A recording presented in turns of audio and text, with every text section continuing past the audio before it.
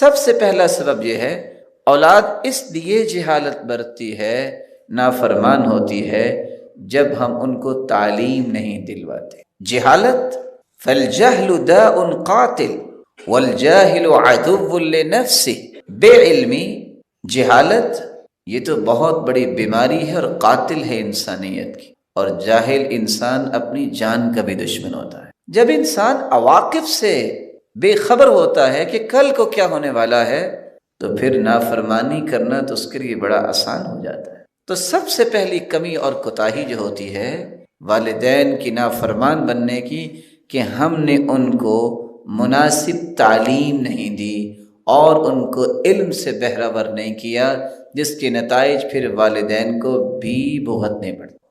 تو سب سے پہلی ذمہ داری ہماری کیا ہے کہ ہم اپنی اولاد کو کون سی نعمت دیں؟ تعلیم کی نعمت۔ دوسرا سبب جس سے اولاد نافرمان بنتی ہے، جب والدین ان کی نیک تربیت نہیں کرتے۔ اور نیک تربیت سے مراد کیا ہے؟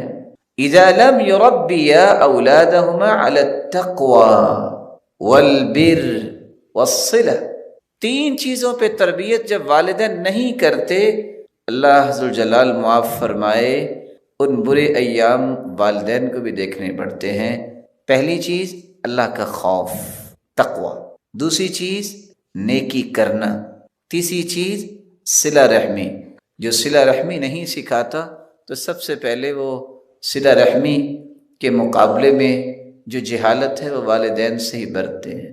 جس کے اندر اللہ کا خوف پیدا کیا جائے، اس کو نیکی کرنے کے مواقع مہیا کیے جائیں، اور خود اس کو اس بات کا حکم دیا جائے کہ رشتہ داروں سے اچھا سلوک کرنا ہے، لوگوں کے ساتھ خیر خواہی کرنی ہے۔ بیٹا، لوگوں کے بارے میں کبھی بدگمان نہیں ہونا، لوگوں کے اوپر زبان کو نہیں کھولنا، لوگوں کے بارے میں تمہارا ہاتھ نہیں چلنا چاہیے۔ تو ایسی اولاد کبھی بھی نافرمانی والدین کے ساتھ نہیں کرتی۔ حدیث کے الفاظ ہیں کہ ماؤں کی نافرمانی بھی حرام ہے۔ مردار نہیں کھائیں گے کیونکہ لوگ کہیں گے حرام کھا رہا ہے، لیکن ماؤں کو مار کے گھروں سے نکال دیں۔ اللہ کی قسم، جب کوئی بوڑھی ماں کہیں نظر آتی ہے کہ وہ اس پریشانی میں مانگ رہی ہوتی ہے، آپ کا دل کیسے باندھتا ہے کہ اس کو دیکھ کے چپ کر کے گزر جاؤ۔ یہ کون سی ماں ہے جس نے بچوں کی کیسے پرورش کی ہوگی، اور پتہ نہیں کتنا بڑا کوئی افسر ہوگا، ماں باہر رل رہی ہے۔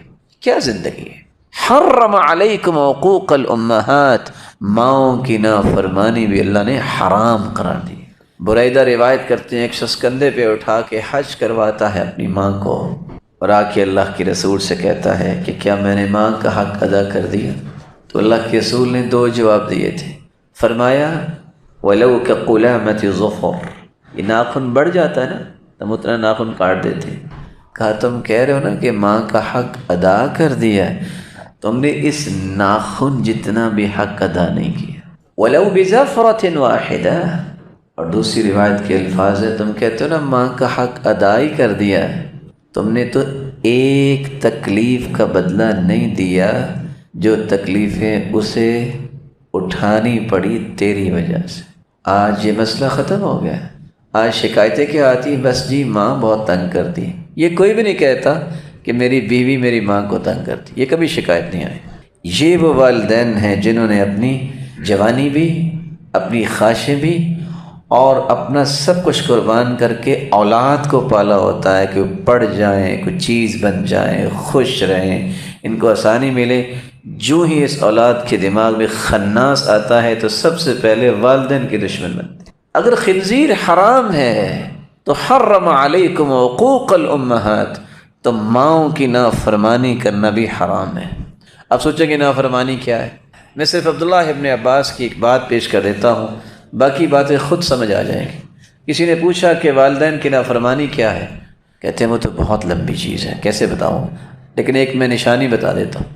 لو ان الولد وقف بجانب والدہ، اگر کوئی شخص اپنے باپ کے ساتھ کھڑا ہو جائے، غور کیجیے گا، کھڑا ہو گیا، پھر ثم نفض ثوبہ، پھر اپنے کپڑے کو اس نے جھاڑا ہے، فطار الغبار علیہ، اور کپڑا جھاڑنے سے غبار اڑ کے باپ پہ پڑ گیا ہے، کتب عند اللہ عاقا، یہ شخص اللہ کے ہاں نافرمان لکھا جائے۔ علم و دانش کی گتھیاں سلجھانے کے لیے لوگ بیرون ملک جاتے ہیں، نہ جانے کیا پڑھ کے آتے ہیں۔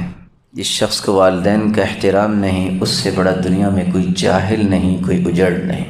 یہ ہے وہ دین کے مسائل جن سے نابلد زندگیاں گزر جاتی ہیں لیکن سمجھ نہیں آتی۔ رسول اکرم صلی اللہ علیہ وسلم نے فرمایا تھا کہ جنت تمہارے ماں کے قدموں تلے ہے، اور باپ کے بارے میں فرمایا کہ یہ جنت کا درمیانہ دروازہ ہے، چاہو تو اسے ضائع کر لو، چاہو تو اس کی حفاظت کر لو۔ حقوق الامہات، ماؤں کی نافرمانی یہ حرام ہے۔ اگر کوئی نافرمانی کرتا ہے تو اسے کیا خمیازہ بھگتنا ہے؟ نمبر 1، یہ اللہ ذوالجلال کی حرمتوں کو پامال کرنے والا ہے۔ اللہ تعالیٰ کی حرمتوں کو پامال کرنے والے کو دنیا اور آخرت میں چین کیسے آئے گا؟ اللہ نے حرام قرار دے دیا ہے کہ ماؤں کی نافرمانی کی۔ یہ کبیرہ گناہ کا مرتکب ہے۔ چور کو ہر شخص برا سمجھتا ہے، بدکار کو ہر شخص برا سمجھتا ہے، اور اللہ کے رسول نے والدین کی نافرمان کو شرک کے بعد بڑا گناہ کہا ہے۔ سب سے بڑا گناہ شرک، والدین کی نافرمانی اور جھوٹی قسم۔ تیسرا نقصان، جس نے اللہ کو راضی کرنا ہے وہ والدین کو راضی کر لے، جس نے اللہ کو ناراض کرنا ہے وہ والدین کو ناراض کر لے۔ یہ اللہ کے رسول کی وصیت کا بھی مذاق اڑانے والا ہے۔ اور 5ویں سزا جو اسے پہنچتی ہے نافرمان کو، بابان معجلان عقوبتهما فی الدنیا البغی والعقوق، 2 دروازے ایسے ہیں جو بھی اس میں داخل ہوتا ہے سزا قیامت کی تو بعد کی بات ہے، اللہ دنیا میں سزا دے دیتا ہے، ایک بغاوت اور ایک والدین کی نافرمانی۔ اور 6ٹھی مصیبت کا سامنا اسے کرنا پڑتا ہے، وہ کیا ہے؟ 3 ایسے بدبخت ہیں جن کے نہ فرائض قبول ہیں نہ نوافل قبول ہیں۔ وہ کون کون سے ہیں؟ عاق، منان ومکذب بالقدر، والدین کا نافرمان، نیکی کر کے احسان جتلانے والا اور تقدیر کو جھٹلانے والا۔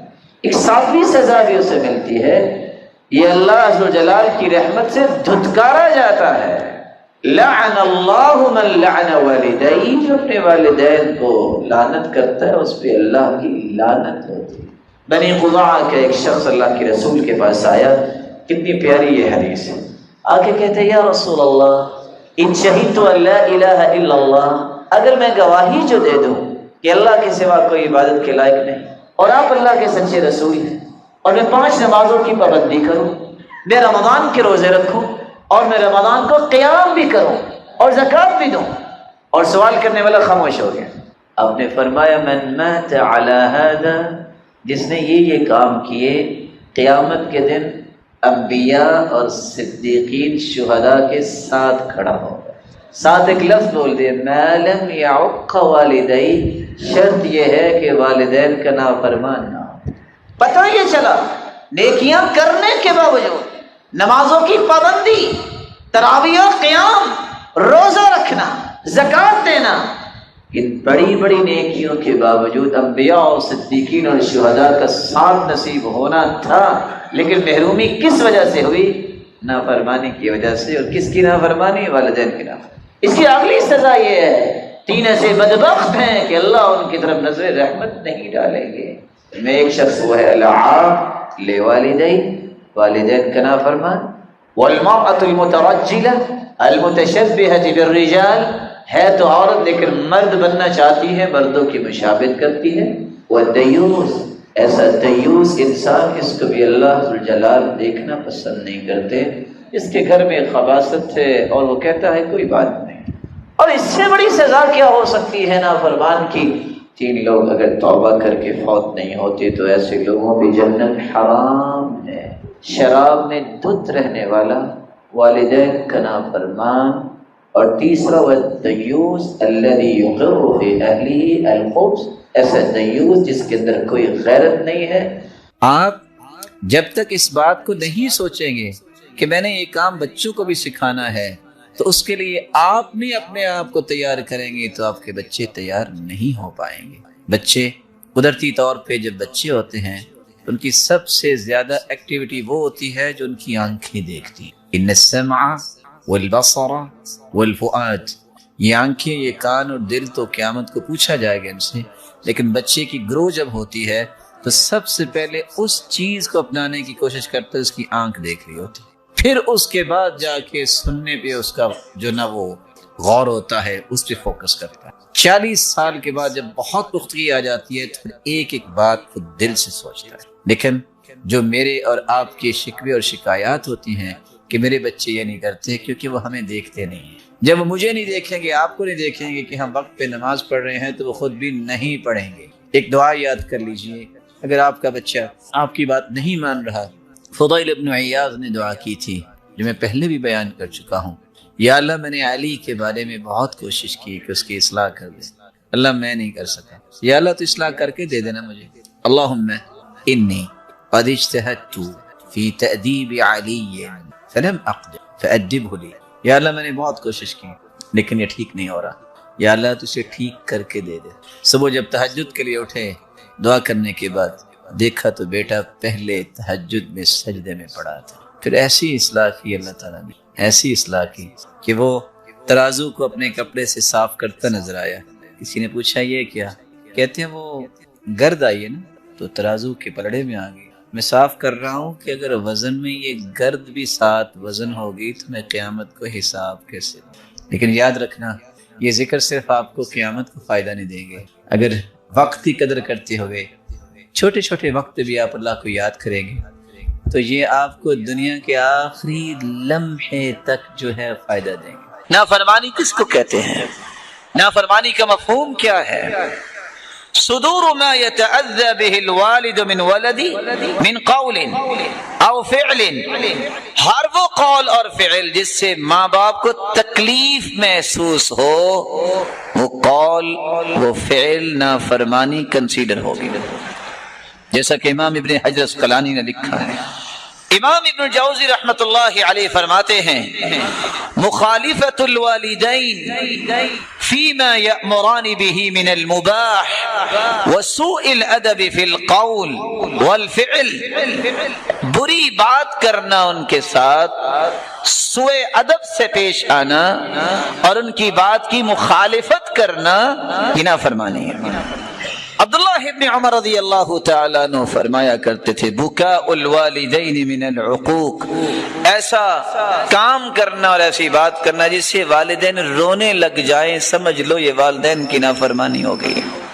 محمد بن محیریز بیان کرتے ہیں من نشا بین یدی ابیہ فقد عقہ، چلتے چلتے جو اپنے باپ کے آگے چلتا ہے وہ نافرمان بچہ ہے۔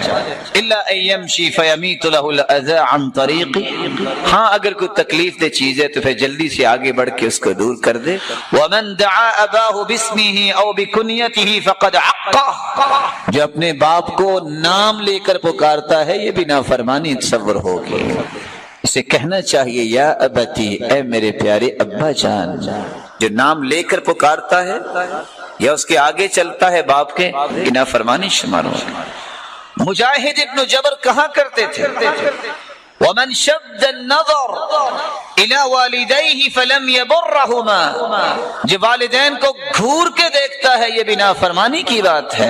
کسی اولاد کے لیے یہ بھی جائز نہیں ہے۔ لا ينبغی للولد ان يدفع ید والدہ عنہ اذا ضرب، باپ اگر بچے کو سرزنش کرتا ہے تو اس کے ہاتھ کو اسی طرح دھکیلنا جو ہے یہ بھی اس کی نافرمانی بن جائے گی۔ حسن بصری کہا کرتے تھے جب ان سے پوچھا گیا کہ والدین کے ساتھ نیکی کیسے کرتے ہیں اور والدین کی نافرمانی کیا ہے تو انہوں نے جواب دیا تھا تبذل لهما ما ملکت، جو تیری ملکیت میں ہے اس کو خرچ کیا کرو، وان تطیعهما فيما امراک به، جس بات کا وہ حکم دے اس کو بجا لایا کرو، اور اگر وہ برائی کا حکم دے تو وہ کام نہ کیا کرو۔ اور نافرمانی یہ بھی ہے حجرهما وتحرمهما، جب ان سے ملنا چھوڑ دو گے اور انہیں مال دینا چھوڑ دو گے یہ بھی نافرمانی۔ عبداللہ بن عباس سے کسی نے پوچھا کہ عقوق کیا ہے، والدین کی نافرمانی کیا ہے؟ انہوں نے جواب دیا لو ان الولد وقف بجانب والدہ فنفض ثوبہ، اگر باپ کے ساتھ بیٹا کھڑا ہو، کھڑا اپنا کپڑا جھاڑتا ہے، فطار الغبار علیہ، اور گرد اڑ کے باپ پہ آتی ہے، کتب عند اللہ عاقا، یہ اپنے والدین کا نافرمان لکھا جائے گا۔ آج گرد کی بات تو بڑی دور رہ گئی، آج تو کوشش یہ ہوتی ہے کہ میں سچا ہونے کے لیے کسی طریقے سے ماں باپ کو جھوٹا کروں گا تو سچا ہوں گا، ان سے جان چھوٹے گی تو میری کوئی زندگی بنے گی۔ شاید کہ تمہیں پتا ہو جس دن یہ نعمتیں ہاتھ سے چھن گئیں رحمت کے دروازے بند ہو جائیں گے۔ حسن بصری ماں کی وفات پہ رونے لگ گئے۔ پوچھنے والے نے پوچھا آپ تو دنیا کو سمجھایا کرتے تھے، آپ کو کیا ہو گیا؟ کہا میں ماں کی وفات پہ نہیں رو رہا، وہ میری ماں نے اللہ کے پاس جانا تھا، وہ چلی گئی، میں تو رو رہا ہوں جو ان کی دعاؤں کی وجہ سے رحمت کے دروازہ کھلا تھا وہ آج بند ہو گیا۔ والدین کی نافرمانی سے بچنی چاہیے، والدین کی عزت اور احترام میں کمی نہیں ہونی چاہیے۔ یہ وقت بتاتا ہے، ایک وقت تھا کہ تجھ سے کھایا پیا نہیں جاتا تھا، یاد کرو تیری ماں اور تیرے باپ نے تمہیں کس طرح چمچیوں کے ساتھ کھلایا، ہاتھوں کے ساتھ کھلایا۔ آج وقت ہے ان سے بھی حرکت نہیں ہوتی، وہ بدلہ ہی دے دو، کچھ زیادہ نہیں کر سکتے۔ یاد کرو تم سے اپنا لباس چینج نہیں کیا جاتا تھا، لیٹے لیٹے تمہیں لباس چینج کرواتے، آج بوڑھے ہو گئے ہیں، کم از کم ان کے پاس آ کے کچھ دھلا ہوا لباس ہی پیش کر دیا کرو۔ کس طرح تم لتھڑے ہوئے ہوتے تھے کھیلتے کھیلتے، کوئی محسوس نہیں ہوتا تھا نہ ماں کو نہ باپ کو۔ آج تمہیں کیوں یہ گھن آنا شروع ہو گئی ہے کہ میرے باپ اور ماں کو پتہ نہیں کیا ہو گیا ہے؟ کس طرح تجھے انگلی پکڑ کے چلایا، اور پہلا قدم جب تم چلے تو کس طرح اس نے اللہ کا شکر ادا کیا، شرینیاں تقسیم کی۔ آج تم اس کا سہارا نہیں بن سکتے کہ اس نے مسجد جانا ہے تو خود لے کے جاؤ، کہیں جانا ہے تو اس کا اہتمام کر لو۔ یاد رکھنا کما تدین تدان، جیسا تم کرو گے ویسا ہی تمہاری اولاد تمہارے ساتھ کرے گی۔ اللہ عز و جلال سے دعا ہے، اللہ عز و جلال ہم سب کو اس بات کی توفیق عطا فرمائے۔ اللہ عز و جلال والدین کی نعمت جس کو عطا ہے اللہ ان کی حفاظت فرما دے۔ 3 کام کر لیجیے، اللہ عز و جلال آپ کو خساروں سے بچا دیں گے، بلکہ خسارہ پانے والوں کے ہتھ کنڈوں سے بھی آپ کو بچائیں گے۔ آپ دنیا اور آخرت میں فوائد و ثمرات ہی سمیٹیں گے۔ پہلا طریقہ والعصر ان الانسان لفی خسر الا الذین آمنوا وعملوا الصالحات وتواصوا بالحق وتواصوا بالصبر۔ پوری انسانیت خسارے میں ہے، لیکن خسارے سے بچنے والے وہ لوگ ہیں جو ایمان لانے کے بعد 2 کام کرتے ہیں، عمل صالح کرتے ہیں، نیکیاں کرتے ہیں، اور جب بھی انہیں موقع ملتا ہے وہ حق بات پیش کرتے ہیں۔ وہ لوگوں کو بھی صبر کی تلقین کرتے ہیں، خود بھی برداشت کرتے ہیں، ٹالریٹ کرتے ہیں معاشرے کی بہت ساری ایسی چیزیں، لیکن اسی صبر اور برداشت کا سبق بھی دیا کرتے ہیں۔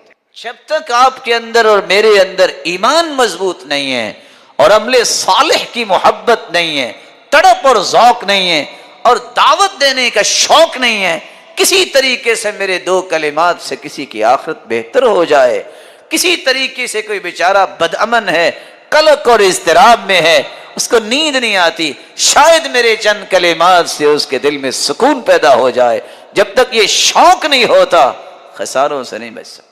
اور یہاں میں رسول اللہ صلی اللہ علیہ وسلم فرمان بھی لَتَأْمُرُنَّ بِالْمَعْرُوفِ وَلَتَنْهَوُنَّ عَنِ الْمُنْكَرِ أَوْ لَيُوشِكَنَّ اللَّهُ أَن يَبْعَثَ عَلَيْكُمْ عِقَابًا مِّنْهُ ثُمَّ لَتَدْعُنَّهُ فَلَا يُسْتَجَابُ لَكُمْ۔ وہ نیکی کا حکم کیا کرو، برائی سے منع ضرور کیا کرو۔ اگر تم نے یہ دونوں کام چھوڑ دیے پھر اللہ کا عذاب تم پہ آئے گا، پھر تم دعائیں بھی کرو گے تمہاری دعاؤں کو اللہ قبول نہیں کرے۔ تو خساروں سے بچنے کا پہلا کام یہ ہے، اصول لوگوں کو نیکی کی دعوت دینا، برائی سے روکنا اور برداشت کرنا اس نیکی کے کام کرتے کرتے تکلیفوں کو، اور دوسرا طریقہ یہ ہے، اگر آپ اپنے آپ کو خساروں سے بچانا چاہتے ہو تو پھر اللہ کی رحمت کو طلب کی۔ اللہ کی رحمت کیسے ملتی ہے؟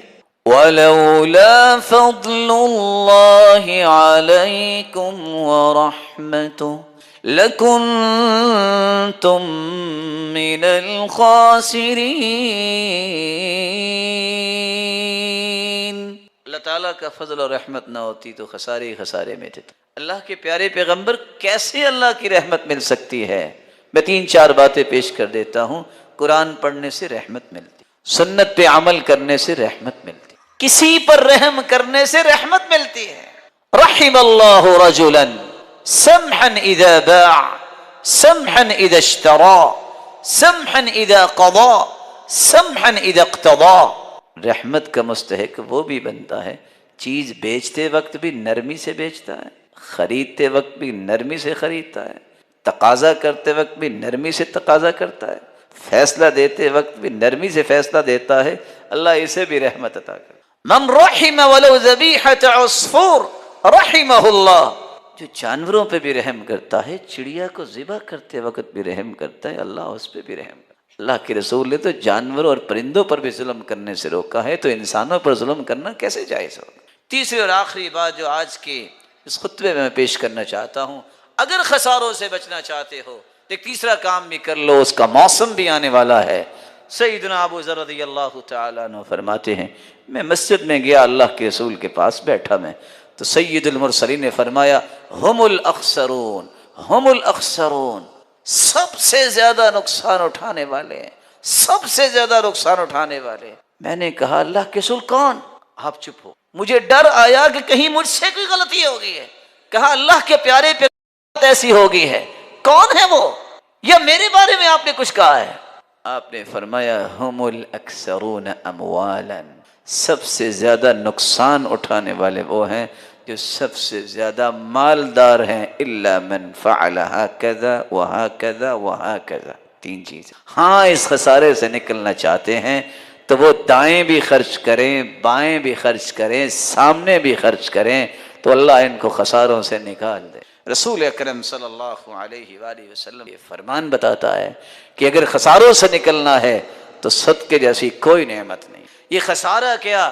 انسان کو فتنوں سے بھی صدقہ دور کرتا ہے، جسمانی بیماریاں بھی ختم کرتا ہے، روحانی بیماریاں بھی ختم کرتا ہے، معاشرتی بیماریاں بھی ختم کرتا ہے، گناہوں کو بھی معاف کرتا ہے۔